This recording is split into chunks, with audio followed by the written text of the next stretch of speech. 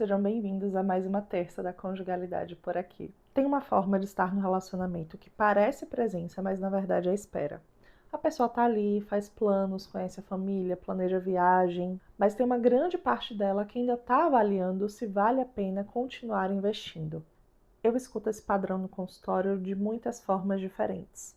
A pessoa que lista mentalmente os pontos positivos e negativos daquela relação, quase como que quem olha um portfólio, às vezes é muito mais sutil, é aquela pausa antes de dizer a gente, uma recusa de abrir mão de qualquer coisa da própria vida para poder acomodar o outro, a chegada desse outro na sua história.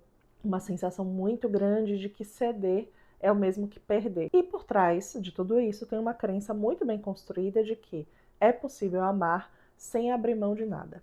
Uma crença de que é possível amar, se entregar, viver uma relação sem que essa entrega altere absolutamente nada da própria identidade de quem se é, de como a vida funciona. Uma ideia de que o outro pode ocupar lugar na vida sem que precise reorganizar nada nela.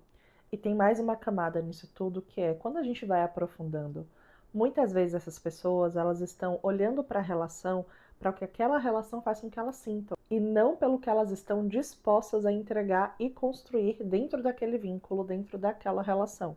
E se a lógica é ficar a partir só do que eu sinto, eu vou ficar enquanto houver euforia, enquanto eu sinto que é novidade, que tem aquela borboleta no estômago. São pessoas que se movem em direção àquilo que encanta.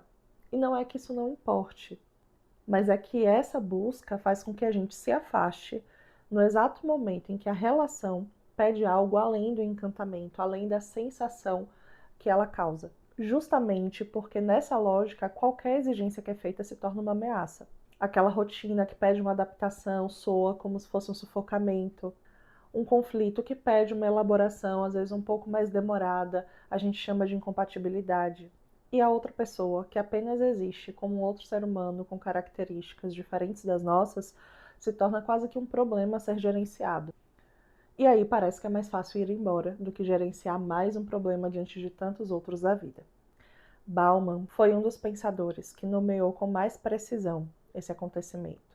Ele identificou nos seus estudos 2 modos de habitar um relacionamento. Um desses modos é orientado pela lógica de substituição. O que é que eu quero dizer com isso? Nessa lógica, o outro precisa continuar sendo suficientemente satisfatório para que eu continue apostando nesse vínculo, para que eu justifique a minha permanência. O segundo é orientado pela ideia de edificação da relação, de construção. A relação é um projeto, e um projeto exige que você apareça e dê conta, mesmo nos dias em que não existe vontade. E aí a gente esbarra num ponto muito importante e complexo que vem sido dito, acredito até que de uma forma um tanto descuidada às vezes, que é o conceito de liberdade. Porque vende-se uma ideia de autonomia, de independência, mas muitas vezes essa liberdade ela fala de um lugar de evitação. É uma liberdade que, na verdade, é sobre não se comprometer suficientemente com nada. E justamente por isso, nunca precisa enfrentar o que um compromisso real revela, né? O que um compromisso real exige da gente. É uma liberdade que não suporta o peso, é uma liberdade que desaparece, né? A presença evapora ali no momento em que a relação pede algo que vai além do conforto. Aquela ideia de que só ama se não der trabalho. E quando a gente vive nesse formato de liberdade, a gente vive cercado de experiências, mas nenhuma delas atravessa de verdade, nenhuma delas deixa marca. Porque aquilo que se torna denso na vida, consistente, e que verdadeiramente nos forma, nos atravessa, não nasce do encantamento, nasce da continuidade, de voltar muitas vezes para o mesmo lugar, até que ele se torne seu de verdade, de habitar aquele vínculo. Quem edifica uma relação sabe disso. Sabe que vínculo, que relacionamento não é estado, é processo. Que tem fases que o desejo ele não vai se sustentar sozinho. E é justamente nesse momento que a escolha se revela, porque a escolha é sobre o dia a dia. Ela não acontece uma única vez. Te escolhi e pronto. Não, a gente escolhe de manhã, a gente escolhe no meio de um conflito, a gente escolhe quando a gente banca uma conversa difícil, a gente escolhe quando a gente banca mais um dia comum, sem grandes novidades, mas que é repleto de construções pequenininhas que juntas transformam aquela relação no vínculo sólido.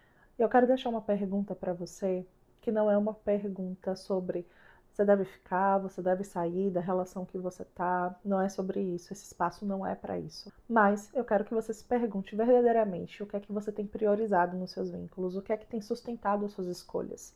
Sensação ou processo, construção. Porque não dá pra gente chamar de relação e de vínculo aquilo que a gente não decidiu habitar, aquilo que a gente não decidiu construir verdadeiramente. Se essa reflexão fez sentido para você, me conta aqui nos comentários. E se você é psicólogo e deseja ter reflexões como essa e aprofundar o conhecimento dentro da área de relacionamentos, tanto para atendimento individual quanto para atendimento de casal, me chama, fala comigo para te apresentar o Cartografia dos Vínculos, um espaço de formação contínua onde a gente caminha com outros profissionais para a construção de uma clínica humana, sensível e ética para os nossos pacientes e para o nosso fazer profissional.